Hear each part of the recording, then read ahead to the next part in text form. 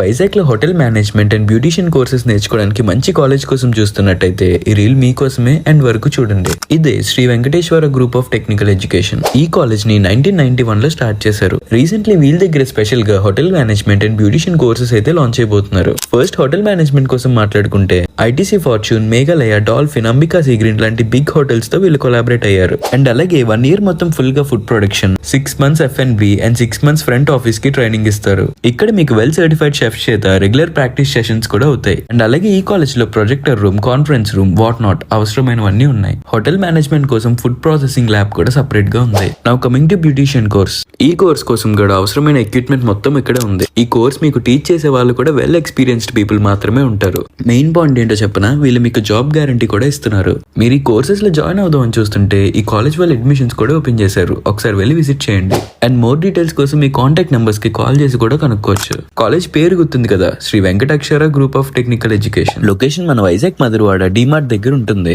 మీ batch లో hotel management and beautician courses చేద్దాం అనుకున్న వాళ్ళందరికీ రీల్ని షేర్ చేయండి. And do follow Vizag talks for more videos. బడుగు బలహీన వర్గాల అభ్యున్నతి కూటమి ప్రభుత్వంతోనే సాధ్యం. అట్టహాసంగా Kalinga Vaishya development corporation chairman and డైరెక్టర్ల ప్రమాణ స్వీకార కార్యక్రమం. ముఖ్య అతిథులుగా హాజరైన మంత్రులు అచ్చెన్నాయుడు మరియు సవిత. విజయవాడలో ఆంధ్రప్రదేశ్ రాష్ట్ర కళింగ వైశ్య మరియు డెవలప్మెంట్ కార్పొరేషన్ చైర్మన్ మరియు డైరెక్టర్ల ప్రమాణ స్వీకారం కార్యక్రమంలో పాల్గొని సభ్యులచే ప్రమాణ స్వీకారం చేయించిన రాష్ట్ర వ్యవసాయ శాఖ మంత్రి కింజరపు అచ్చెన్నాయుడు గారు, బీసీ సంక్షేమ శాఖ మంత్రి ఎస్ సవిత గారు. ఈ కార్యక్రమంలో కార్పొరేషన్ చైర్మన్ బోయిన గోవిందరాజులు మరియు డైరెక్టర్లు, వైశ్య వర్గ ప్రజలు, తెలుగుదేశం పార్టీ కార్యకర్తలు పాల్గొన్నారు. ఈ సందర్భంగా మంత్రి అచ్చెన్నాయుడు గారు మాట్లాడుతూ, బలహీన వర్గాల అభివృద్ధి తెలుగుదేశం పార్టీతోనే సాధ్యమవుతుందన్నారు. రాజకీయంగా, ఆర్థికంగా, సామాజికంగా ఎదుగుదల వచ్చింది తేదేపాతోనే అని అన్నారు. కులాల వారీగా వారి వృత్తుల ఆధారంగా పనిముట్లను గతంలో అందజేశామని, 2019లో వచ్చిన ప్రభుత్వం అణగారిన వర్గాల అభివృద్ధిని పాతరేసిందన్నారు. గొప్పలు చెప్పుకోవడానికి జగన్ 54 కార్పొరేషన్లు ఏర్పాటు చేసి నగదును దోచేశాడని, బీసీల అభ్యున్నతికి సీఎం చంద్రబాబు అహర్నిశలు శ్రమిస్తున్నారని తెలిపారు. ప్రతి కార్పొరేషన్కి జనాభా దామాస ప్రకారం కులాల వారీగా నిధులను కేటాయించి వారి అభివృద్ధికి ఉపయోగపడేలా కృషి చేస్తామని మంత్రి అచ్చెన్నాయుడు హామీ ఇచ్చారు. వెనుకబడిన వర్గాల వారికి గత తెదేపా ప్రభుత్వంలోనే ఉద్యోగాలు, మెడికల్ సీట్స్ అధికంగా వచ్చాయన్న విషయాన్ని గుర్తు చేసుకోవాలన్నారు. వైశ్యులను ఓబీసీలో చేర్చేందుకు కేంద్ర ప్రభుత్వంతో సంప్రదింపులు జరుగుతున్నాయని కేంద్ర మంత్రి కింజరపు రామ్మోహన్ నాయుడు ఈ విషయమై ప్రధానితో కూడా చర్చించారని తెలిపారు.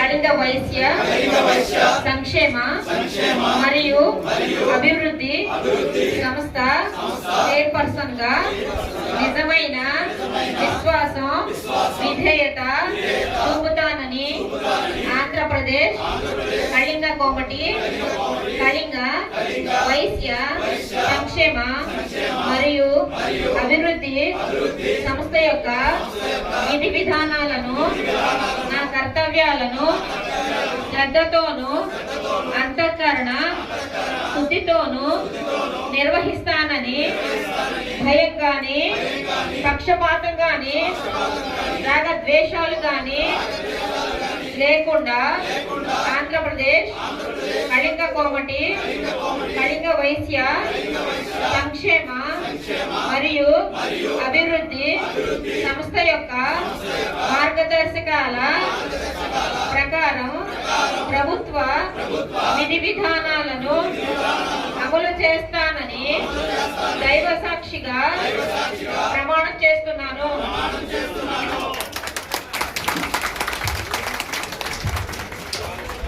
చైర్మన్ గా నూతనంగా మరొకసారి ప్రమాణ స్వీకారం చేసిన గోవిందరాజు అన్న గారికి, అలాగే పార్టీ కష్టకాలంలో నిలబడి ఎంతో ధైర్యంగా ఆ ఉత్తరాంధ్ర ప్రాంతంలో పోరాడిన ప్రతి ఒక్క వైశ్య కాళింగ సోదరులందరికీ డైరెక్టర్లుగా రావడం జరిగింది. ఇందులో అనేక మంది మా రమేష్ అన్న కానీ, కృష్ణమూర్తి అన్న కానీ, లేకపోతే మా శ్రీనివాస్ అన్న కానీ, సంతోష్ అన్న కానీ, ఇలా అనేక మంది కూడా ఇక్కడ డైరెక్టర్లుగా రావడం జరిగింది. అందరికీ కూడా పేరు పేరున కూటమి ప్రభుత్వం విధించిన డైరెక్టర్లందరికీ, చైర్మన్ కి మనస్ఫూర్తిగా అభినందనలు తెలియజేస్తా ఉన్నాం. మరి గత 5 సంవత్సరాలు మనం కనుక చూసినట్టయితే ఎన్నో ఇబ్బందులు, ఎన్నో కష్టాలు, అందరినీ విభజించు పాలించు పద్ధతిలో ఈ 5 సంవత్సరాలు కూడా గత ప్రభుత్వం ఎక్కడా కూడా ఎటువంటి ఉపయోగం లేకుండా బటన్ నొక్కే కార్యక్రమంతో పనిచేయటమే కాకుండా మనందరం భౌతికంగా బీసీలోను ఓసీ మనోభావాల గురించి పట్టించుకోకుండా ఇబ్బంది పెట్టిన విషయం మీ అందరికీ తెలిసిందే. ఆనాడు మనందరం కూడా ఎన్నో పోరాటాలు చేశాం. కూటమి ప్రభుత్వం రావాలి, ప్రభుత్వం ఏర్పడితే మరొకసారి మన అందరి ఆర్థిక అభివృద్ధి చెందడానికి కూటమి తరఫున ఎప్పుడైతే ప్రజల్లోకి వెళ్ళి మనం చేసిన పోరాటాలకి సత్ఫలితాలు వస్తాయో ఆ రోజు మన కులంలోని బడుగు బలహీన వర్గాలకి ఇబ్బంది పడుతున్న వైశ్య సోదరులకు ఉపయోగపడే విధాలని ఆ రోజు పోరాటాలు చేశాం. అందులో భాగంగా నాకు ఆర్యవైశ్య కార్పొరేషన్ చైర్మన్ ఇచ్చారు. గోవిందరాజు అన్న మీ అందరికీ తెలుసు, సీనియర్ నాయకుడు, సుపరిచితులు. ఆయనకి ఈ రోజు మరొకసారి మళ్ళీ మన కళింగ వైశ్య కార్పొరేషన్ చైర్మన్ ఇచ్చారు. కట్ట భావించి ప్రతి ఒక్క ఆర్యవైశ్యుడికి న్యాయం జరిగే విధంగా పోరాడి మా టర్మ్ ని మీకు ఒక రెఫరెండం గా చూపిస్తామన్న విషయం సభాముఖంగా మేము ప్రామిస్ చేస్తా ఉన్నాం. అదే విధంగా ఉంటాయి కదా, రైస్ మిల్స్ ఉంటాయి కదా, జీడిపప్పు వ్యాపారాలు ఉంటాయి కదా, బంగారం దుకాణాలు ఉంటాయి కదా, మనం చేరాలని చెప్పి చాలా ప్రయత్నం చేస్తాం. అంటే కేంద్ర ప్రభుత్వం కొన్ని నిర్ణయాలు తీసుకోవడంలో జాప్యం వల్ల జరగడం లేదు. మన యువ నాయకుడు రామ్మోహన్ నాయుడు కూడా మీకు చాలాసార్లు ఢిల్లీ తీసుకెళ్ళడం, ప్రధానమంత్రికి సోషల్ జస్టిస్ మినిస్ట్రీకి కల్పించడం నిరంతరం ప్రయత్నం చేస్తున్నారు. ఏవైనా 2-3 కులాలు ఓబీసీలో చేరితే ఫస్ట్ మీ కులం కూడా ఉంటుందని నేను ఎప్పుడు కూడా చెప్తుంటాను. మీరు నన్ను మర్చిపోయినా, మా సభ్యులను మర్చిపోయినా మంచి జరగదు. ఆ జెండా వల్లే మనం ఈ స్థాయిలో ఉన్నాం.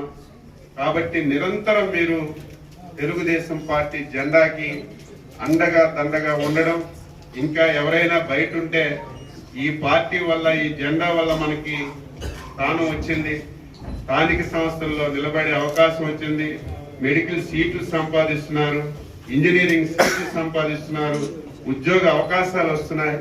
ఈ స్థాయికి మనం వచ్చామంటే తెలుగుదేశం పార్టీ పసుపు జెండా వల్ల వచ్చామని ప్రతి ఒక్కరికి ఎడ్యుకేట్ చేసి పార్టీకి, చంద్రబాబు నాయుడికి నిరంతరం అండగా ఉండాలని చెప్పి కోరుతూ మరొకసారి మీకు హృదయపూర్వకమైనటువంటి అభినందనలు తెలియజేస్తూ, ఇప్పుడే గోవిందరాజు గారు మాది 3 జిల్లాలకు ఇచ్చారు, రాష్ట్రం అంతా కావాలి.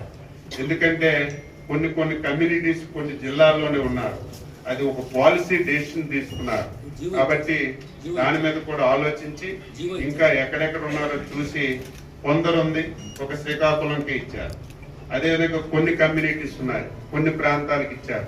దాని మీద కూడా తప్పనిసరిగా డిస్కస్ చేసి న్యాయం చేయడానికి అన్ని విధాల ప్రయత్నం చేస్తామని చెప్పి తెలియజేస్తూ మరొకసారి గోవిందరాజుల గారికి, వారి బృందంలో ఉన్నటువంటి డైరెక్టర్లందరికీ పేరు పేరున హృదయపూర్వకంగా అభినందిస్తూ సెలవు తీసుకుంటున్నాం. వారి పాలకవర్గ సభ్యులందరికీ ఈ బృహత్తరమైనటువంటి ఘట్టానికి ముఖ్య అతిథిగా విచ్చేసినటువంటి నాకు అత్యంత ఆప్తురాలు సోదరిమణి సబితి గారికి, వేదిక పైన ఉన్నటువంటి కార్పొరేషన్ చైర్మన్స్, వైశ్య సంఘ పెద్దలు, రాష్ట్ర నలుచెరగల నుంచి విచ్చేసినటువంటి ప్రతి ఒక్కరికి పేరు పేరున హృదయపూర్వకమైనటువంటి నమస్కారాలు, అభినందనలు తెలియజేస్తున్నాను. 1982లో ఎన్టీ రామారావు గారు పార్టీ పెట్టినంత వరకు రాజకీయంగా కానీ, ఆర్థికంగా కానీ, సామాజికంగా కానీ ఎటువంటి అవకాశాలు లేనటువంటి పరిస్థితిని మనందరం కూడా చూశాం. చాలా మందికి తెలియకపోవచ్చు, ఎన్టీ రామారావు గారు పార్టీ పెట్టిన తర్వాత పుట్టి 42 సంవత్సరాలు అయినటువంటి వాళ్ళు చాలా మంది ఉన్నారు. ఎన్టీ రామారావు పార్టీ బలహీన వర్గాలు కష్టం వచ్చినా, ఇబ్బంది వచ్చినా ఈ ఫెడరేషన్ కూడా తామాసా ప్రకారం డబ్బులు ఇచ్చి ఆ కులాలకి ఆర్థికంగా ఉపయోగపడ్డాం. ఆదరణ పెట్టి పనిముట్లన్నీ ఎవరైతే కులాల వారీగా వృత్తులపైన ఆధారపడి ఉన్నారు. వారు కోరుకున్న విధంగా పనిముట్లన్నీ ఇస్తే దురదృష్టవశాత్తు 2019లో అధికారం పోతే వాళ్ళు కొనక్కర్లేదు, మనం కొనిచ్చిన పరికరాలు బలహీన వర్గాలకి.